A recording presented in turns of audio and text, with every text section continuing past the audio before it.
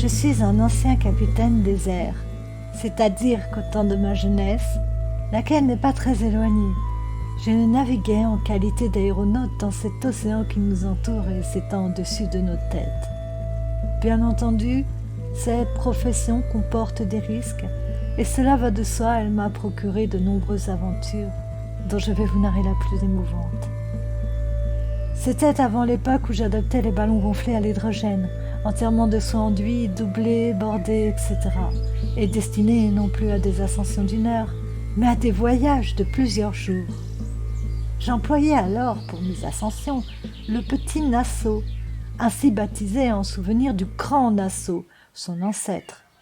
C'était un ballon à air chaud, genre montgolfière, de belles dimensions, mais formé d'une seule épaisseur de toile capable de tenir environ 1 heure en l'air et d'atteindre une altitude de 1600 mètres au moins. Il faisait mon affaire, car j'exécutais alors des descentes de 800 mètres en parachute dans des parcs d'attractions et les foires de province. Je me trouvais à Oakland, en Californie, où une compagnie de tramways urbains m'avait engagé pour la saison. Cette compagnie possédait un vaste terrain en porte de la ville, et il était de son intérêt d'y installer quelques attractions afin d'attirer sur ses lignes les citadins désireux de respirer une bouffée d'air pur. Mon contrat prévoyait 2 ascensions par semaine. Les gens goûtaient fort ce genre de spectacle, car ces jours-là, la recette montait considérablement. Pour vous permettre de comprendre mon histoire, je vais vous donner quelques explications sur les caractéristiques du ballon à air chaud employé pour les descentes en parachute. Si vous avez assisté à une de ces performances, vous vous rappelez sans doute que, aussitôt le parachute détaché, le ballon se retourne, la fumée et l'air chaud qui le gonflait s'en échappent, il s'aplatit, tombe verticalement et atteint le sol avant le parachute. Ainsi, il n'est point besoin de poursuivre le gros sac abandonné de son passager à travers des kilomètres de campagne. On gagne du temps et même on s'épargne des tracas. Ce renversement s'obtient en attachant au sommet du ballon une longue corde lestée à sa partie inférieure. Le parachutiste assis sur son trapèze est suspendu au-dessous du ballon et par son poids le maintient vertical. Mais quand il lâche prise, le poids du lest agit sur le sommet de l'enveloppe, le bas où se trouve l'ouverture se retourne instantanément vers le ciel en laissant s'échapper l'air chaud. Sur le petit Nassau, j'employais un sac de sable pour lester la corde. Ce jour-là, la foule était encore plus nombreuse que d'ordinaire et la police avait fort à faire pour la contenir. Il se produisait des bousculades et les cordes menaçaient de se rompre sous la pression des hommes, des femmes et des enfants. En sortant du vestiaire, je remarquai 2 jeunes filles de 14 et 16 ans environ qui tenaient par la main un gamin d'une dizaine d'années. L'enfant avait franchi la corde de l'enceinte et essayait de leur échapper. Il se débattait à moitié exalté et à moitié riant. Sur le moment, je ne vis là qu'un jeu d'enfant. Mais par la suite, cette scène se précisa dans mon esprit. « Fais dégager la foule, Georges !» dis-je à mon aide. « Nous n'avons pas besoin d'accident. »« Compte sur moi, Charlet. » me répondit-il. Georges Guppy m'avait assisté dans une longue série d'ascensions et en raison de son sang-froid, de son esprit de décision et de son dévouement absolu, j'en étais arrivé à remettre ma vie entre ses mains avec la plus entière confiance. Son rôle principal consistait à surveiller le gonflement du ballon et à vérifier que tout dans l'agencement du parachute fût en état de fonctionnement parfait.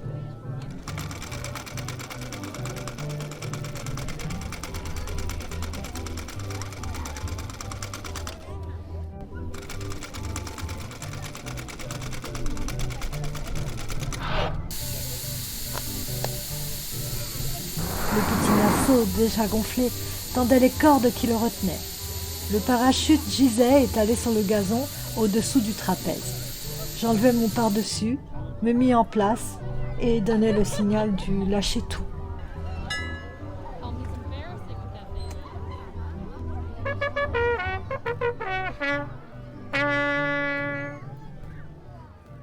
Comme vous ne l'ignorez pas, la perte de contact avec la terre est très brusque. Cette fois, le ballon, aussitôt qu'il eut pris le vent, s'inclina violemment et mit plus de temps que de coutume à se redresser.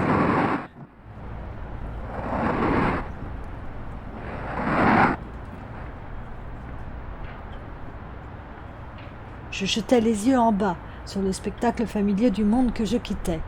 J'aperçus des milliers de gens, la tête levée et silencieux. Et ce silence me frappa. Je connais les foules, et le moment était venu pour celle-ci de reprendre son souffle, sa première surprise passée, et de pousser une acclamation. Mais pas un battement de main, pas un cri d'encouragement, le silence. En revanche, clair et distinct comme un son de cloche, sans le moindre tremblement d'émotion, me parvint la voix de Georges dans le mégaphone. « Descends, Charlet, ça descend pour le ballon !» Qu'était-il arrivé ? J'agitai la main pour indiquer que j'avais entendu, et je me mis à réfléchir. Quelque chose s'était-il dérangé dans le parachute ? Pourquoi devais-je faire descendre le ballon au lieu d'exécuter le saut que des milliers de personnes attendaient ? Que se passait-il ? Je me creusais la tête quand un autre sujet de stupéfaction s'offrit à moi. Le sol se trouvait déjà à 350 mètres, et cependant j'entendais un enfant pleurer doucement et très près de moi, me semblait-il. Bien que le petit Nassau s'élançât au ciel comme une fusée, les sanglots ne s'affaiblissaient pas. Je commençais à avoir peur, et je cherchais des yeux d'où venaient ces plaintes, quand j'aperçus, au-dessus de moi, un gamin à cheval sur le sac de sable, destiné à ramener à terre le petit Nassau. C'était le gosse que j'avais vu se débattre entre les deux jeunes filles, ses sœurs, comme je l'appris plus tard. Oui, il était bien là, à califourchon sur le sac et se cramponnant à la corde comme un noyé.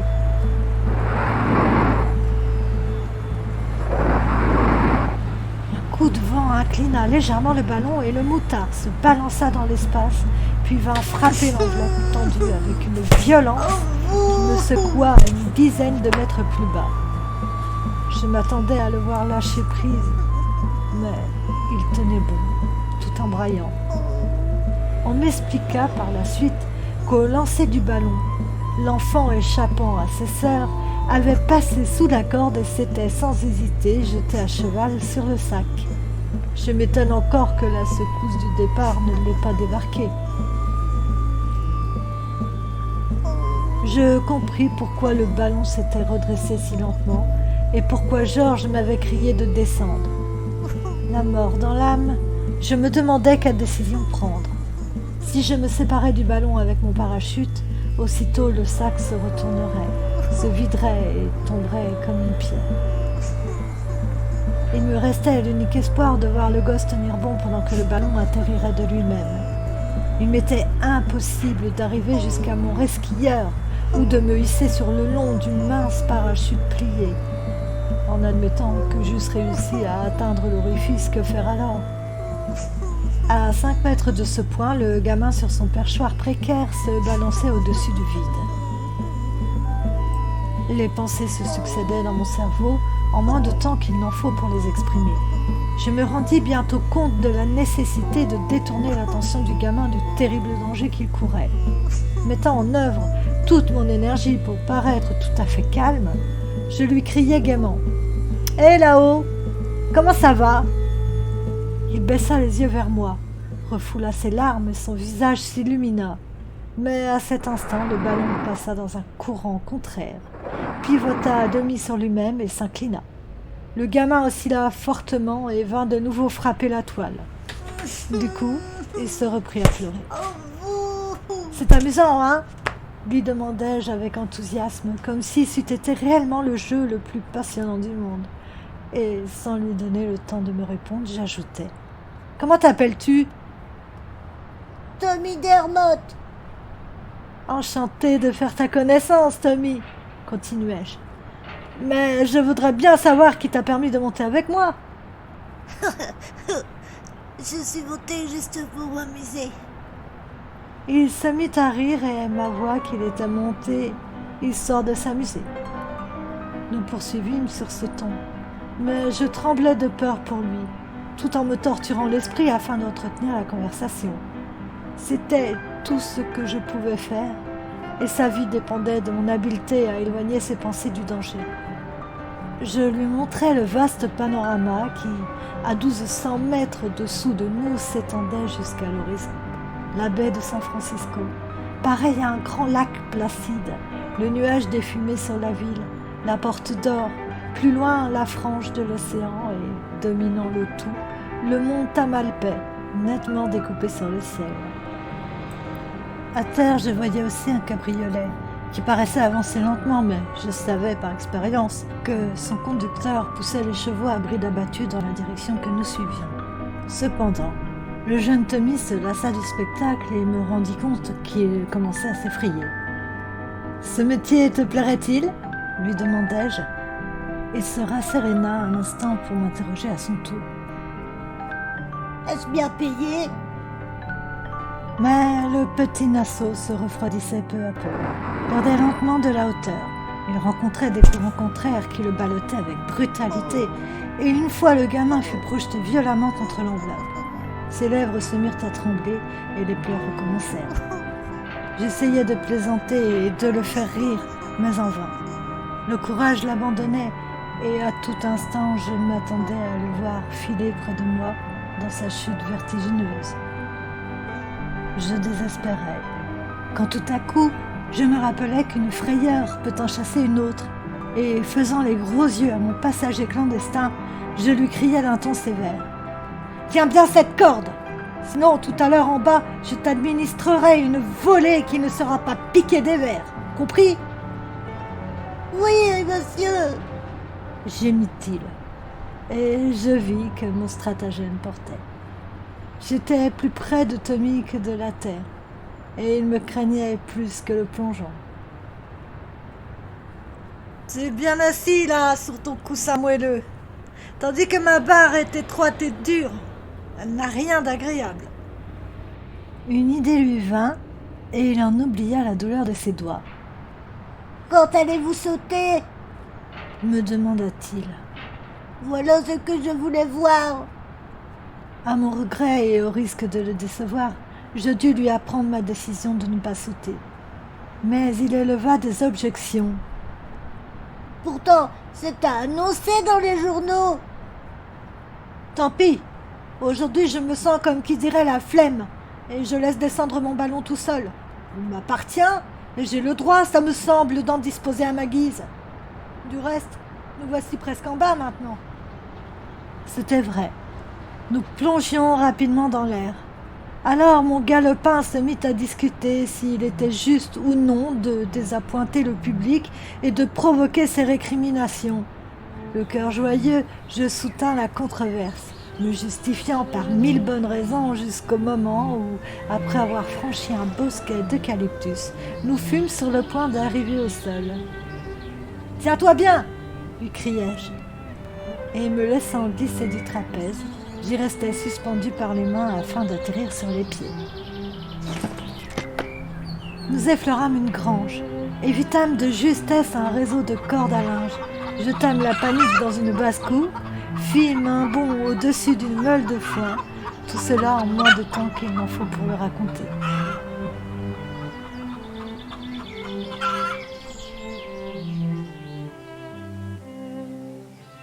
Enfin, nous touchâmes terre dans un verger.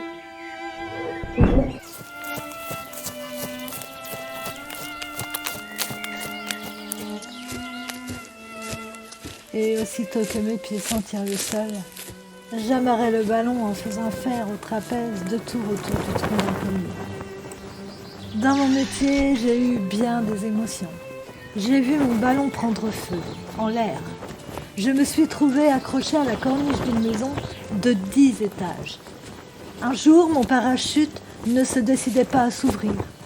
Je suis tombée comme une pierre durant 200 mètres.